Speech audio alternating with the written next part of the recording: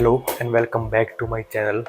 तो भाई आज का जो अपना टॉपिक है वो है इस बाइक में मैंने जब से मैंने ली है इस बाइक में मैंने क्या क्या चेंज किया, क्योंकि मेरे को कल भी एक कमेंट आया है और मेरे को पहले भी बहुत सारे इंस्टाग्राम पे मैसेजेस आते रहे हैं कि आपने जो जो भी किया है वो एक एक चीज़ पूरी डिटेल में बताओ, क्योंकि मैं जो जो भी किया है वो थोड़ा थोड़ा बताता रहता हूँ लेकिन पूरी डिटेल में मैं कभी नहीं गया।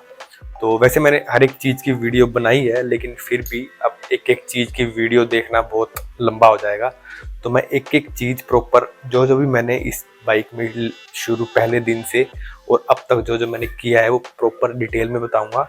और इसमें मैंने भी नहीं नोट किया था, मैंने इसमें कितना कुछ कर दिया है, लेकिन मैंने इसमें अभी जो भी मैंने नोट राइट डाउन में कर रहा था तो मैंने टोटल इसमें 16 चेंजेस करे हैं, 16 चेंजेस करे हैं स्टॉक बाइक में और इसमें 16 चेंजेस का डिफरेंस है पूरा। और इस वजह से ये कुछ बहुत अलग लगती है, जो नॉर्मल काजा ब्राउन है उससे बहुत अलग लगती है। तो ये है स्टॉक बाइक जो नई बाइक आती है जो आप अभी स्क्रीन पे देख रहे हो, और ये है मेरी बाइक जो आप अभी देख रहे हो फ्रेम में। मतलब मोस्टली लोगों को मेरी बाइक दिखने में बहुत अच्छी लगती है। तो अभी मैं आपको एक एक करके शुरू से लेके आखिरी तक जो जो मैंने 16 पॉइंट्स नोट करे हैं वो आपको एक एक करके डिस्क्राइब करूंगा। और फिर भी अगर मैं कुछ भूल जाता हूँ, क्योंकि मैंने बहुत आराम से बैठ के नोट करा है मैंने क्या क्या किया है इस बाइक पे, अगर फिर भी मैं भूल जाता हूँ तो आप मेरे को कमेंट करना और आप मेरे से पूछ लेना कि ये चीज़ अलग लग रही है तो कैसे लग रही है, तो क्या क्या किया आपने। तो अभी स्टार्ट करते हैं सीधा फ्रंट से। ओके, तो फ्रंट में सबसे पहले तो आपको पता ही है कि मेरी बाइक ट्यूबलेस है, जिनको नहीं पता उनको बता देता हूँ। ये मेरी बाइक ट्यूबलेस है, शुरू में ही मैंने ट्यूबलेस कर ली थी। ओके, तो उसके बाद मैंने कुछ ये जो स्टिकरिंग वगैरह कराई है। सबसे पहले तो मैं आप इसकी लुक की बात करता हूँ। सबसे सबसे जो मेन चीज़ है ना वो है ये पीपीएफ। ये पीपीएफ थोड़ी इस टाइप की है, जैसे आपको पता ही है कि जो स्टॉक हिमालयन काजा ब्राउन होती है वो बहुत बिल्कुल डल है, उसमें कोई शाइन नहीं है, बिल्कुल डल है वो। तो ये वाली ये जो पीपीएफ है ये इस टाइप की है कि ना तो ये बहुत ज़्यादा डल है और ना ये बहुत ज़्यादा शाइन है। जैसे धूप में तो बिल्कुल थोड़ा थोड़ा शाइन लगेगा और जैसी छाया आ जाएगी तो बिल्कुल भी ऐसा नहीं लगेगा कि बहुत ज़्यादा डल है। तो ये इस टाइप की पीपीएफ है और ये कोई महंगी पीपीएफ नहीं है। मैंने पूरी बाइक पे अगला मडगार्ड, टैंक और पिछला जो है, हालांकि यहाँ से थोड़ी सी उतर गई है टाइम के साथ, ये मैं दोबारा कराऊंगा। तो ये सब मैंने पूरा 800-900 रुपये में पूरी बाइक पे पीपीएफ करवाई थी। ठीक है, तो ये है पीपीएफ। और उसके बाद जो आप ग्राफिक देख रहे हो ये तो आपको सामने ही है, इसमें कुछ बताने की जरूरत नहीं है मेरे को। जो भी आपको दिख रहा है एज इट इज़ है, इसमें मैंने कुछ मैकेनिकली नहीं किया, ये सब कुछ मैंने अपने हिसाब से डिज़ाइन करके तो फिर मैंने बाहर एक शॉप से वहाँ पे उनके टाइप करके प्रिंट करके उन्होंने चिपकाया है सब कुछ।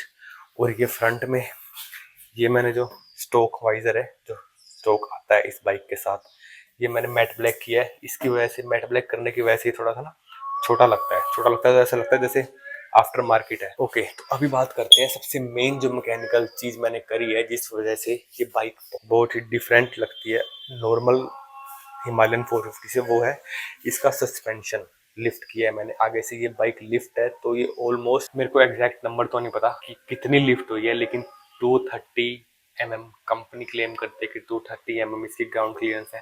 तो आई थिंक मैंने 1 से 1.5 इंच इसको लिफ्ट किया है, तो ऑलमोस्ट 260 270 275 mm तक ये लिफ्ट है।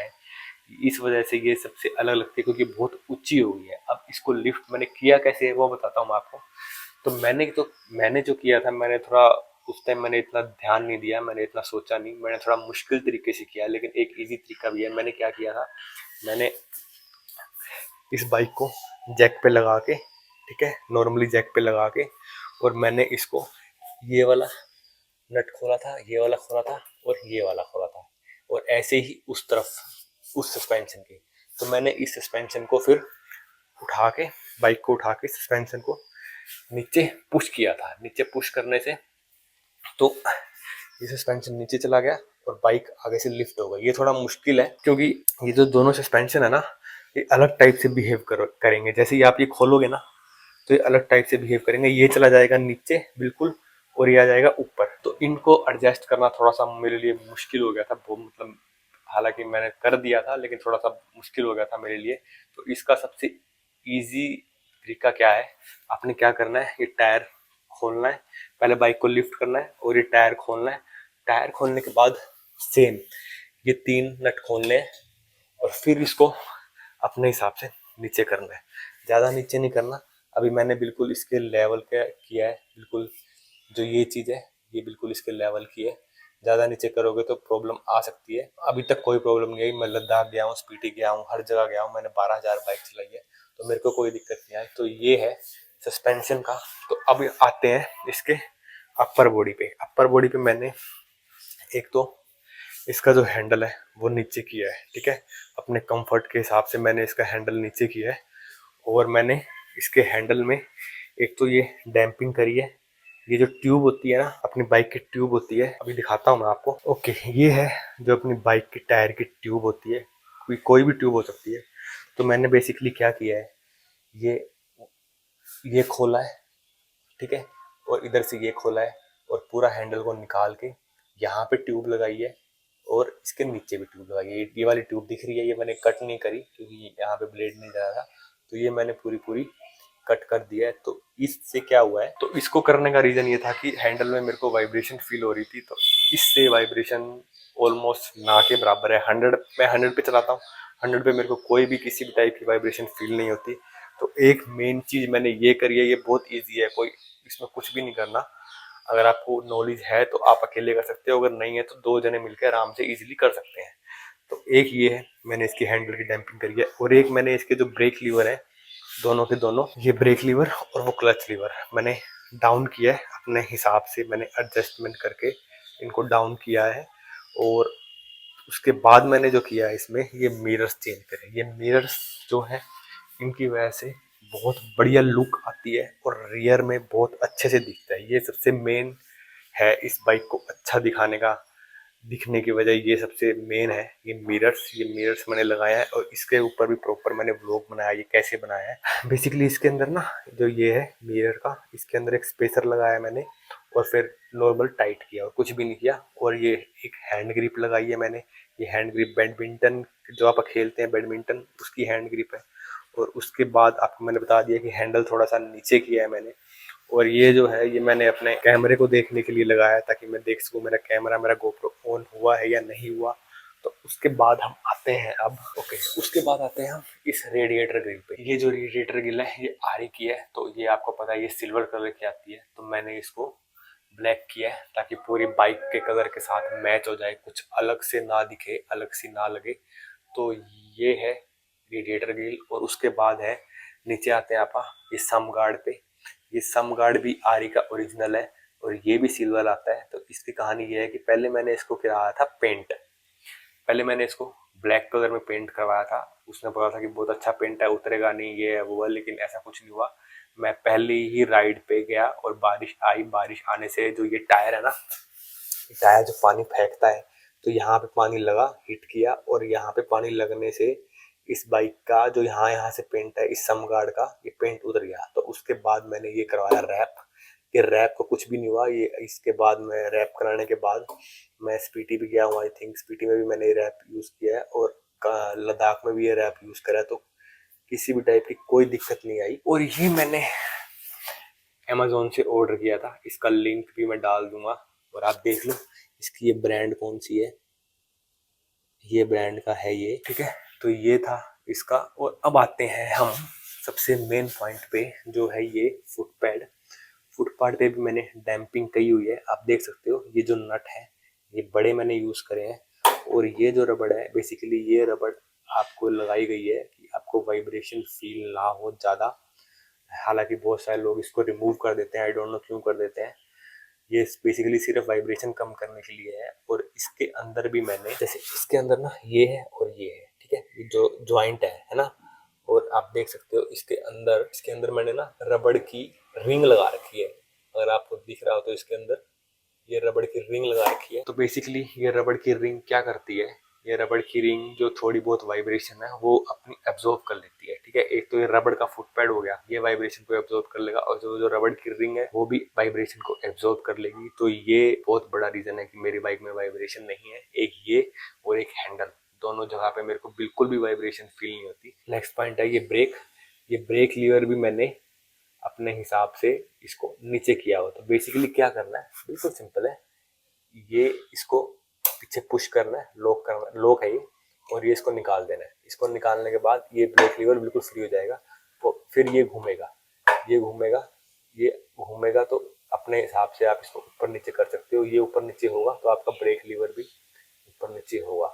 तो ये अब मैंने अपने हिसाब से इसको एडजस्ट किया हुआ, ये मैंने बिल्कुल नीचे किया हुआ, इससे नीचे ये नहीं जा सकता। ये बिल्कुल लास्ट पॉइंट है इसको नीचे करने का। तो अब हम आते हैं इसके रियर साइड पे। ओके, तो अब आते हैं इसकी बैक बैक साइड पे, बैक बॉडी पे। एक तो मैंने ये जो है अभी मैंने लगाई है रबड़, सेम रबड़ है जो अपनी ट्यूब है उसकी रबड़ है, ताकि मेरे को अच्छे से ग्रिप मिल सके। क्योंकि ये ना बहुत पतला है, बहुत पतला है। जब अपन बाइक को, जब अपनी बाइक पे सामान होता है, बाइक पे लगेज होता है, तो इसको पकड़ के बाइक को सेंटर स्टैंड पे लगाने में थोड़ा सा पेन होता है ना, यहाँ पे चुभता है। ये बहुत पतला है लोहे का, तो ये रीजन है मैंने यहाँ पे ट्यूब लगाई। तो अब इसको पकड़ने में ना, अब इसको पकड़ने में बिल्कुल अच्छे से ग्रिप बनती है। और यहाँ पे भी मैंने ट्यूब लगाई है, क्योंकि यहाँ पे मेरा लगेज आता है इसके ऊपर, और इसके ऊपर लगे जाने से इसके ऊपर स्क्रैच ना पड़े।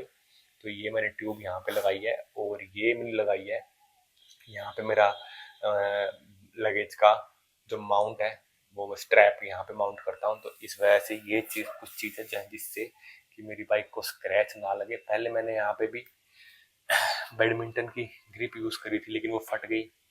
ज़्यादा लॉन्ग लाइफ नहीं है, ये थोड़ी सॉलिड है उससे, मतलब ये उससे काफ़ी सॉलिड है, ये काफ़ी आई थिंक काफ़ी लंबे समय तक चलेगी। तो ये मैंने एक चीज़ अलग करी है। अब करते हैं इसका, इस यहाँ सेंटर पे, सेंटर में मैंने ये बोतल होल्डर लगाया है। ये बोतल होल्डर बेसिकली एक साइकिल का बोतल होल्डर है, बिटवीन ब्रांड है, डिकैथलॉन से मिलता है, ये बिटवीन का है। तो ये मैंने दोनों साइड लगाया, उधर भी लगाया और इधर भी लगाया। इन दोनों की कॉस्ट आई थी मेरे को 1500 रुपये में लग गया था ये। और ये बहुत ही स्ट्रॉन्ग है। इसकी ये बोतल है, ये बोतल इसकी, ये जो बोतल है ना, ये बोतल इसके लिए ही बनी है स्पेशली, ठीक है। अगर आपको जैसे देखो, ये जो है इधर, ये इसका लॉक है, ये बोतल का ये लॉक है। यहाँ से बोतल लॉक हो जाती है, ऊपर नीचे नहीं आती, और इधर से भी लॉक हो जाती है। तो कोई अलग बोतल निकल के गिरने का तो मतलब ही नहीं है। और अगर आप ये बोतल, वैसे ये बोतल नहीं लगानी, अगर मान लो एक गुम भी हो जाती है, तो इसमें 1 लीटर की कोई भी बिस्लरी की या कैसी भी टाइप की बोतल आ सकती है। तो ये मैंने किया है, ये बहुत स्ट्रॉन्ग है, ये कहीं नहीं जाता। ये मैंने बड़ा यूज करा है, मतलब अभी तक हिला नहीं है। मैंने लद्दाख पे गया हूँ, हर जगह हाई स्पीड पे भी चलाई है, तो ये बिल्कुल भी नहीं हिलता। तो अभी नेक्स्ट चीज है ये एग्जॉस्ट। ये एग्जॉस्ट मैंने उतार दिया था, बाइक लेते ही उतार दिया था। और इसमें कोई बहुत ज़्यादा आवाज़ का डिफरेंस नहीं है, सिर्फ जो डिफरेंस है वो है सिर्फ इसका वेट का। वो आई थिंक 4-5 kg का होगा। तो वो मैंने उतार दिया, तो वेट कम हो गया है और आवाज़ का बिल्कुल मिनिमम सा डिफरेंस है। थोड़ा सा इसमें ट्रैवल ज़्यादा हुआ है और कुछ भी नहीं हुआ। मैंने इसमें अपने हिसाब से एक डीबी किलर भी लगाया है, डीबी किलर से बेस कम हो गया है और ट्रैवल थोड़ा सा ज़्यादा हो गया है। तो मतलब बाइक की आवाज़ ज़्यादा नहीं हुई है और बाइक मतलब मज़ा भी आता है बाइक चलाने में। और उसके बाद जो पॉइंट आता है वो है ये रियर सस्पेंशन। ये सबसे बड़ी चीज़ है इस बाइक को इतना ह्यूज दिखाने का।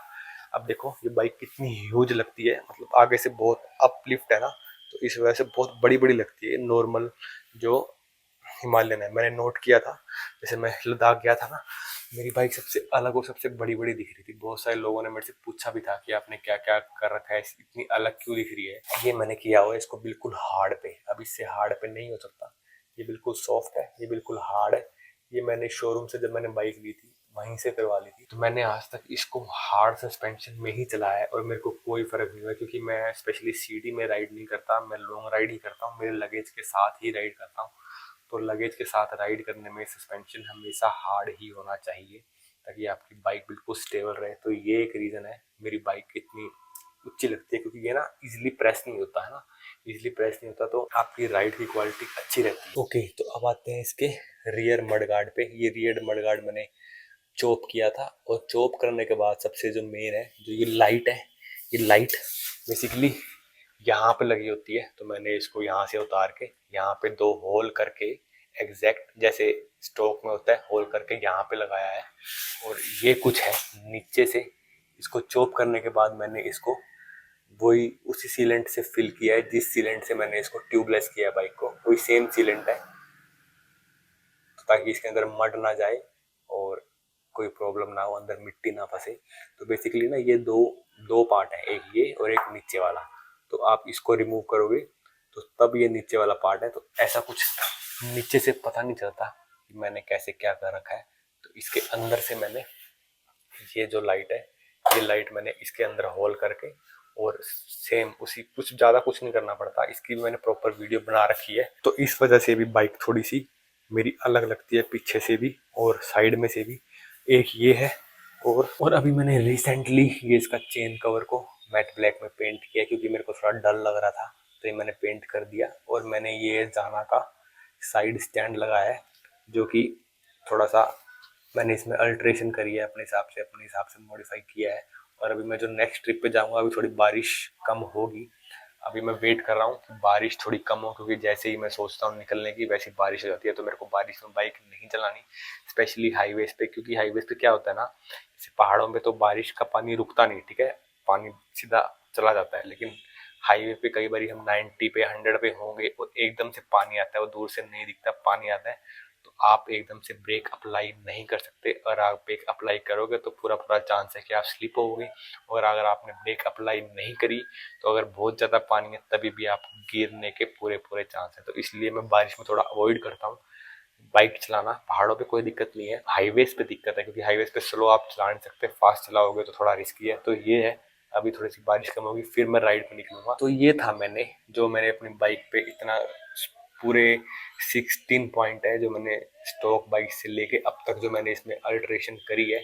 और भी एक दो चीज और मेरे को करनी है, उसके ऊपर मैं काम कर रहा हूँ, इस वजह से मेरी बाइक इतनी अलग लगती है।